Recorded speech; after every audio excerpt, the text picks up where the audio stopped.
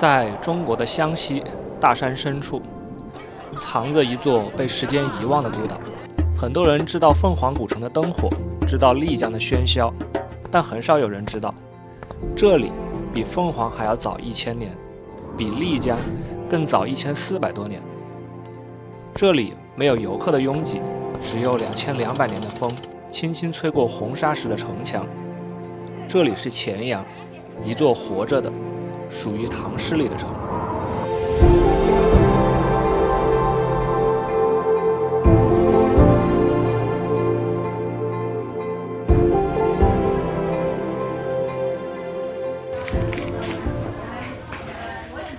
我们现在是在钱阳古城的老茶馆，然后它这里也有一些粉来面的，可以作为早餐呀，或者是下午茶。然后这边今天人还是挺多的，虽然是工作日。我第一次吃这么粗的粉。这是湘西特有的粗粉，口感劲道。在钱阳呢，生活就是从这一碗粉、一杯茶开始的。我们现在到这个钱阳古城的中正门了，然后中正门呢是临沅水的，然后我们现在往里面去看一看吧。民国时期，戴笠在此设立军统特训班，为讨好蒋介石呢，戴笠将其改名为中正门，门匾上的字就是戴笠亲笔写的。可以看到我们脚下的这个青石板，这个就相当于延续了这个明清时代的这个建筑的风格。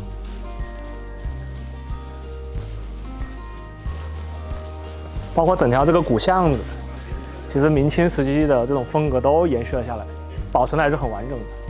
古城的布局很奇特，像鱼骨一样展开，当地人叫它9街18巷。孙氏宗祠啊，可惜没开门啊。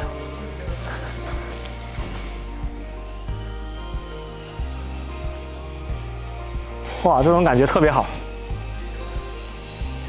像明清时期的这些古城的话，就是高墙大院，可以看到这个墙都非常高。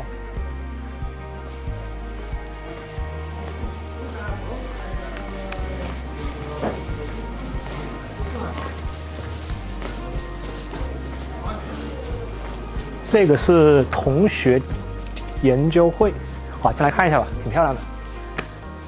在巷弄的转角，你可能会遇见神秘的湘西。这是罗面具，粗犷神秘，凝视着这片土地1000年的变迁。瘟神。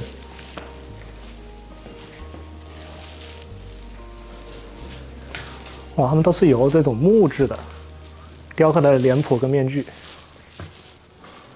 然后是在那个木板上去拿这个绳子去绣这个图案，可以看一下呢，像这种。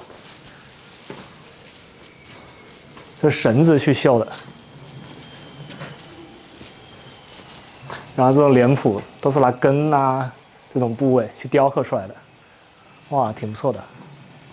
罗面具起源于中国古代驱鬼的罗祭仪式，是罗文化中呢最核心的象征符号。它在罗戏表演中被视为神灵的载体。他们叫成河宗边技艺，是演员从人转化为神的关键道具，这也算是中国的一项非遗了。然后我们现在是可以看一下王昌龄，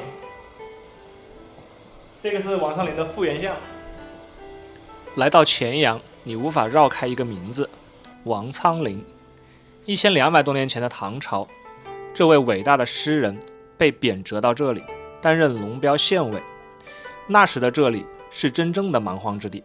然后芙蓉楼呢有一段历史传说，相传中国盛唐时期的大诗人王昌龄被贬到龙标，也就是现在我们所在的钱阳古城。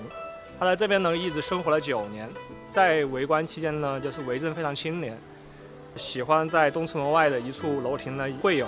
他为了寄托自己清高的这种意境，然后呢以当时他做的一首诗叫做《芙蓉楼送信件》为由，然后将此地命名为芙蓉楼。可以看到芙蓉楼它这个建筑比较有特点，是典型的重檐歇山顶式建筑。歇山顶呢就是在屋顶上面，它是有4个面、9个屋脊构成的。然后是2层，所以说是重檐歇山顶式。像这种建筑风格在中国古代是属于次顶级的这种建筑风格了，仅次于像中国的太和殿这种建筑，所以说也算是亲王级的一个建筑。那顶级的建筑长什么样子呢？我们在接下来的古镇探访中会揭晓答案。然后芙蓉楼呢，它是在清朝时期是重修过的，所以我们目前看到这个结构啊，包括里面的雕梁画柱，都是延续清朝时期的一个建筑风格。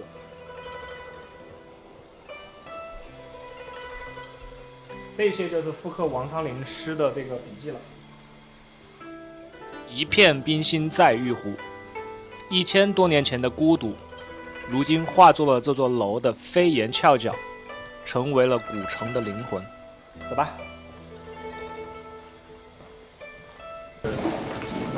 那就直接做。不用了，谢谢。啊，不用了，不用了，谢谢。看眼前的这个楼，它这个柱子都歪了，也是历史有点久远了，感觉。这也是一个比较典型的这种明清时期的这种四合院的一个结构。然后中间的这个，这是他们的正堂。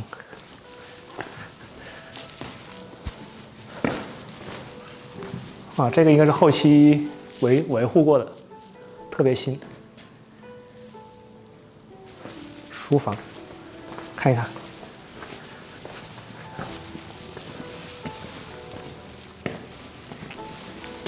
可以看到这个房子就特别小，它这个房间里面。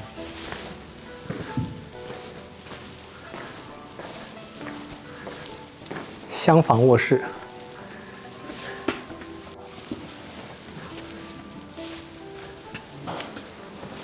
看看后院，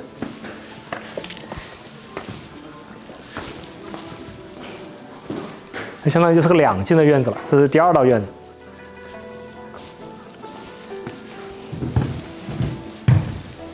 都是些介绍了。明万历时期的，相当于是明朝时期的。王有为授乾阳知县。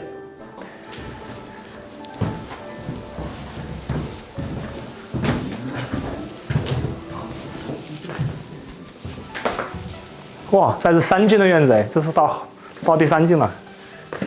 哇，这个院墙好吧，这个院墙，你看我伸手抬到这儿。这6、7米是有的。这种建筑叫印子屋，是湘西这边特有的。据说这种高墙不仅防盗，还能防火。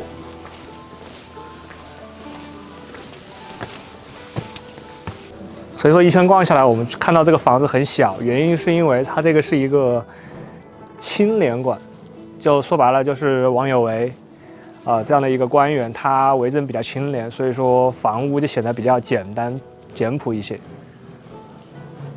就不像以往的那些大的这种官员，家里会非常奢靡，这个就相当于形成了一个鲜明的一个对比了。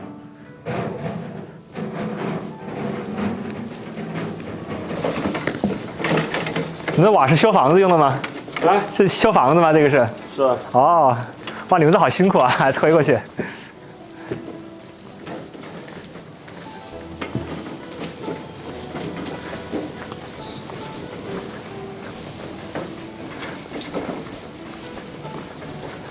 可以看到整个古镇呢，其实人也不多，然后特别安静。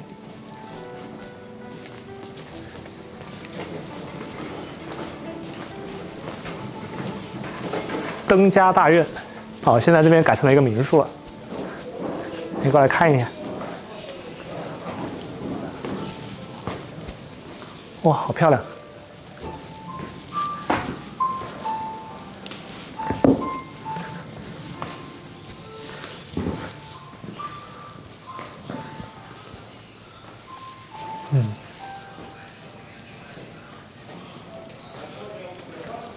它里面进深不大，但是这个风格特别好，就是那种四合院这种感觉。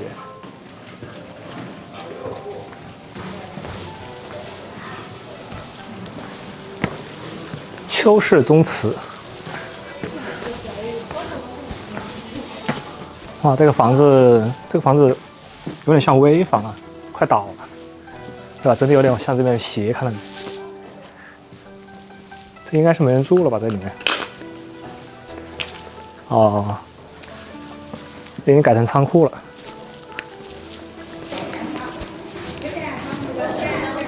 这个房子挺有民国时期的风格。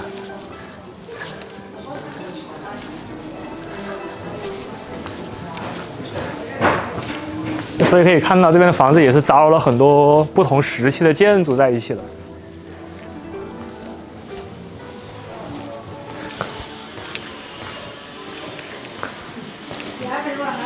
南正街，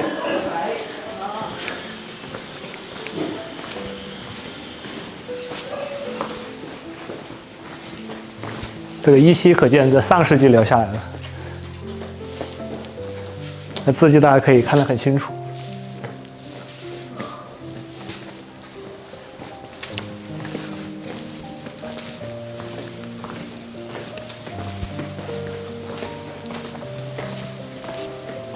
小莫庄，先来看看喽。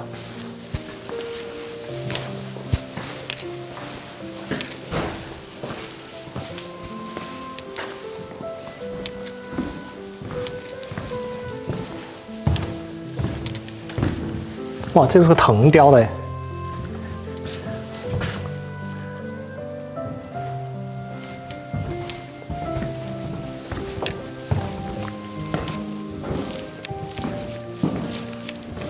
大家可以看到，这上世纪留下来的喷漆，然后还有个字，所以说这个房子也是一个历史的一个记录，各个时期、各个朝代都会对这个房子、对这个建筑会留下自己的印记。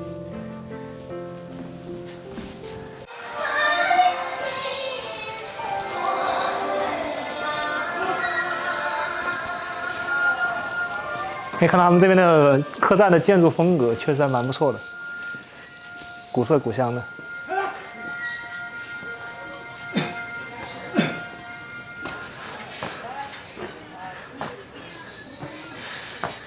来，帮老爷爷吧。老爷爷帮忙吗？要推你一把吗？踩得动啊，踩得动是吧？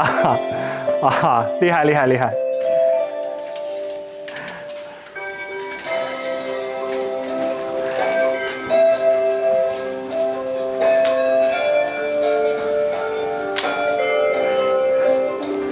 好，再来一个风筝。风飘扬，胜利歌声多么嘹亮。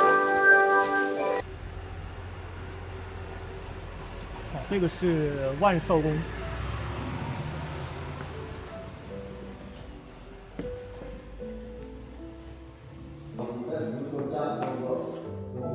哇，它整体的这个建筑是明清时期的一个风格。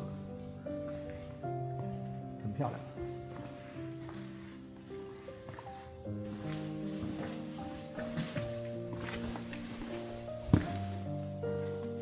啊，这边是他们制陶的一个场所，可以看到那个柱子，也很有历史。像这么粗的这种原木整根的，现在已经很少见了。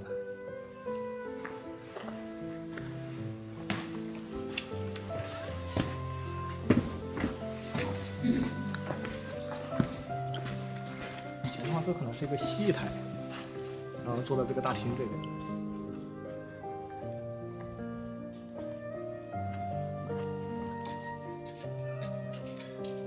这个是卖的吗？这个是？不是的，这是小朋友来研学，教他们做的。哦。哇，做这么漂亮啊，这小朋友厉害了。我们有老师教啊。哦，那教得好啊。挺不错的。很好。整个强古城就这一个院子是保存的最完好的。嗯，是的，我也逛了一圈了，都没有这么保存这么好。然后没有改任何一点点东西。哇，厉害！其他的那个老茶馆呀，还有他们那些都其他地方都重新装修了。哦，都修过了是吧？修过了。哦，那确实。这个多久年的历史了700年了。 ？700年。那写的1844年的。 1844年哦。啊，400年是有了。上400年还一个呢。啊。这个房子有。所以说古代人的智慧还是很厉害啊，400年建筑现在还保存这么完整。啊，它没有烂啊。啊，你看现在建的这种砖泥房，然后你这70年，别说70年到50年都够呛，挺好的。但现在找这种大的柱子都找不到了。是的，现在很难了，现在。这种木房子就要有人用，不有人用的话就要烂。那你们这平常还维护吗？就是这个房子的话。维护啊。烧过好多的洞都没有个哈些。是的。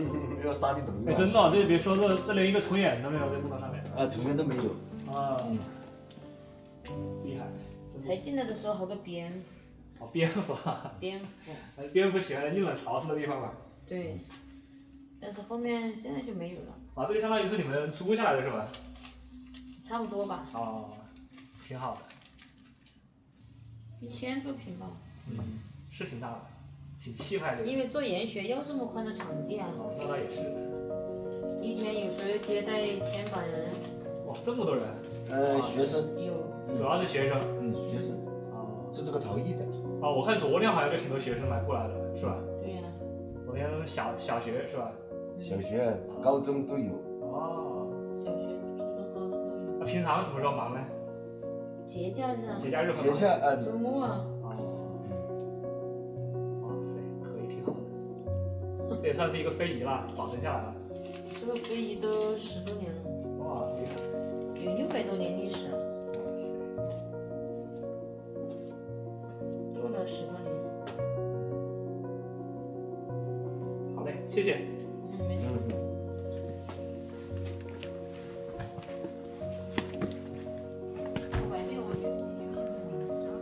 可以看到我们那个浮雕，石刻的浮雕，这都保存下来了。整个建筑现在看介绍应该是有400多年历史了，保存的挺完整的。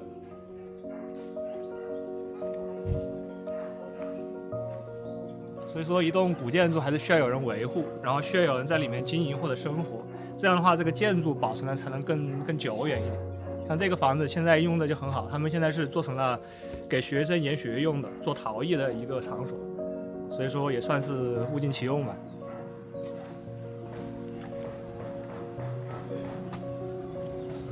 您住这儿多久了？住70多年了。70多年，哇，厉害厉害！ 11岁都到来的，现在90岁了，90岁了现在。原来是100多的。哇，没看出来，您90岁了。哇塞，山东人的嘞。哦，您家几口人？有好多个人。啊？有10多个人。10多个人，哦，都住在一起吗？2不在。哦，这也住在这边吗？还是在外地？不在这居。哦，没在这儿。他们肯住到南房子。 那您现在是一个人住吗？他们丫头我劝他们过来帮弄饭去了。比起建筑，这里的人更让我感动。他们守着祖先的房子，过着与世无争的日子。正如这位90岁的奶奶，她的皱纹里藏着古城近1个世纪的故事。挺好的，挺好的。好嘞，谢谢啊，祝你身体健康。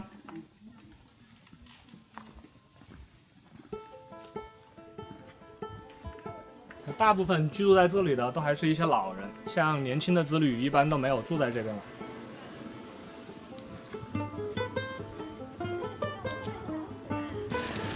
他们当地人的这种生活其实还是很悠闲的，然后下午的话会在古镇里面喝喝茶，然后听听曲，然后一天也就这么过了。所以这种慢节奏的生活确实跟我们城市里面的生活会区别很大。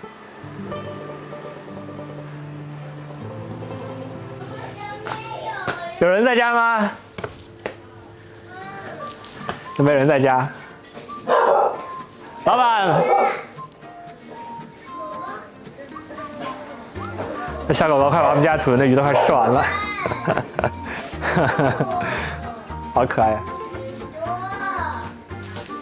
你们有大人在家吗？有是吧？那个你跟隔壁的邻居说一下，他们家的狗快把他们家的鱼给吃完了。那个小狗快把那个鱼给吃完了，一直在啃着，一直在啃着，一直在啃，浪费了。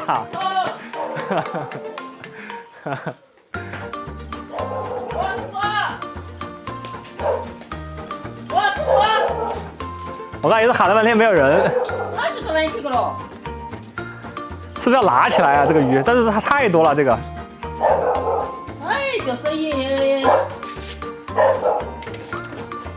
那这还有一条怎么办呢？太多了，这个这没办法。这小狗狗好无辜。有人说，去凤凰是为了艳遇，去丽江是为了遗忘，而来钱阳是为了找回那个慢下来的自己，找回那一片冰心。